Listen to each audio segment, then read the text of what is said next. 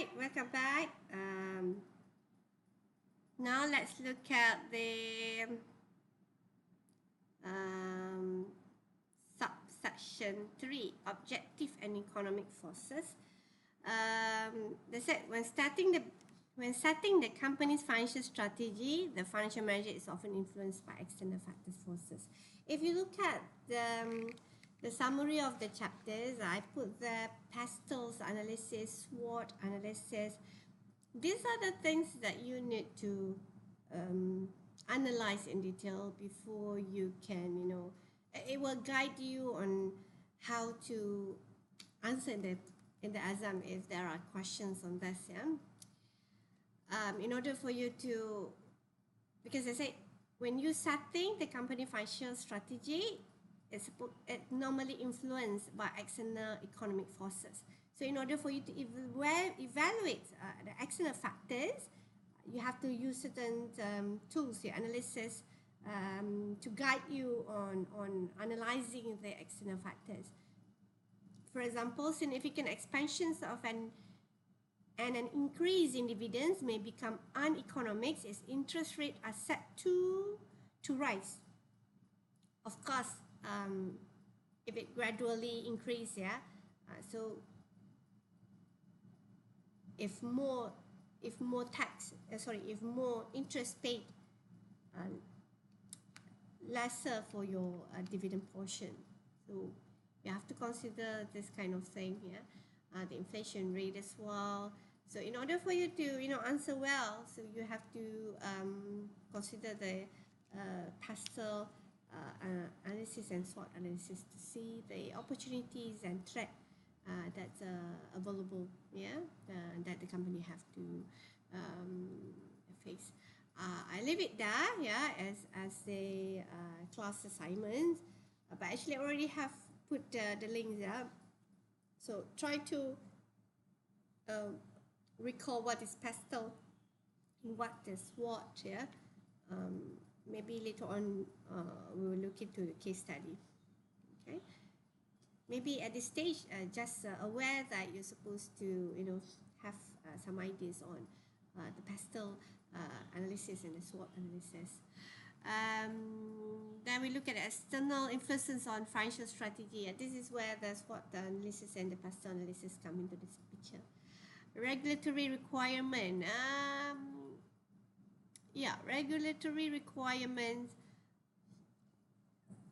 If we want to talk about this, if certain country, for example, we are operating in Malaysia, and it turned out that Malaysia imposed lots of levies and tax and lots of other charges for our company, for our factory or operation, something like that. So maybe it's time for us to look at other alternatives, opening our subsidiaries somewhere else, maybe in Indonesia, for example, or any countries that have lower costs, or we put our factory nearer to our customers or something like that. These are all the things that you have to consider. It's back to the pastels analysis also, because it covers the other this aspect as well. The impacts of taxation. Of course, when we talk about the tax, always consider the domestic tax and international tax, because there's few types of tax when it comes to dividend. For example, if you look at here, sometimes like for example debt interest. I think all companies debt interest is allowable as a tax deductible. So this is one of the ways to pay less tax. So in order for you to pay less tax, maybe the financing decisions that offer a certain types or a certain rate of interest might fancy you, because you want to reduce the amounts of income tax of the company, something like that. Dividends to shareholders will be taxed under income tax rules. So sometimes it's always maybe in one of the ways not to pay dividends, but then giving um, extra shares, yeah, 1 to 2, for example, like that. For the internationals, yeah, always look for a country where have low tax. Maybe it's one of the decisions that you have to make. The lender's assessments of creditworthiness. When an entity is seeking to raise loan finance, the lenders will carry out an assessment of entity. They got certain flow. If you are bankers here, maybe you know the process, detailed process. But basically, in order to apply for finance from a bank, borrower will have to put together all the business plans. The purpose of the taking loans, the amounts of loan, the durations they want to pay, what are the assets available, as a security for the loan, how they want to pay it, attaching the prospectus of the firm, so that banks can evaluate the creditworthiness.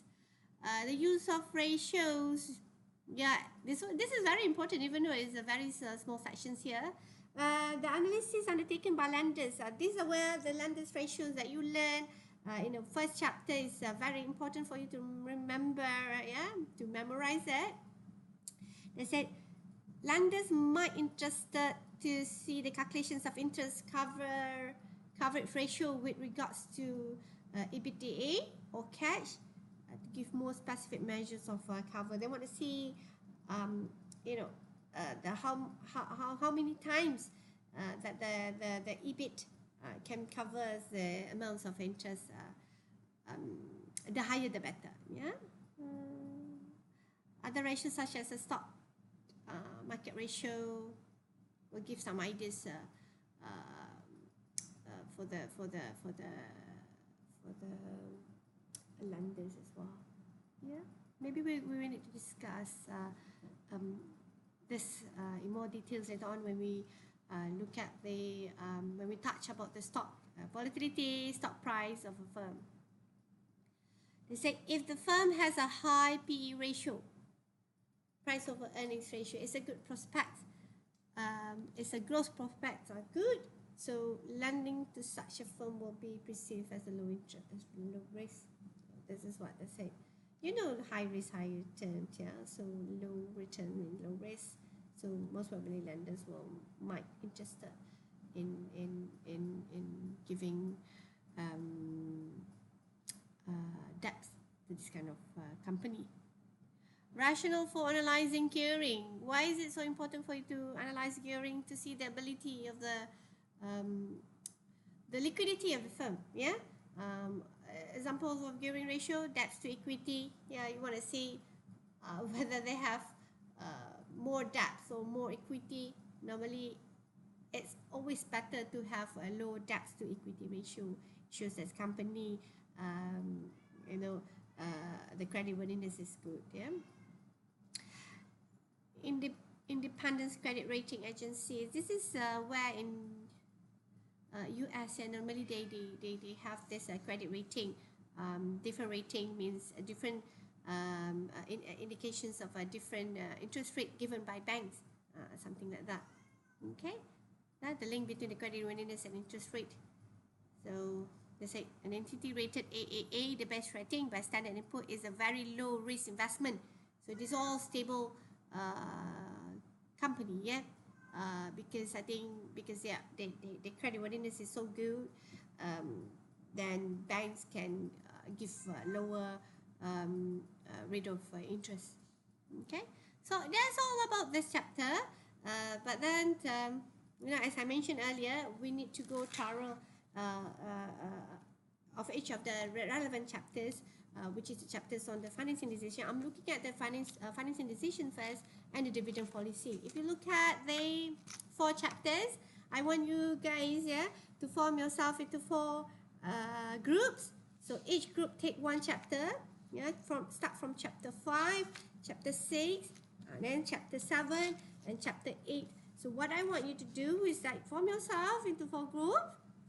Explain the chapter like I do here. Okay, and then record it.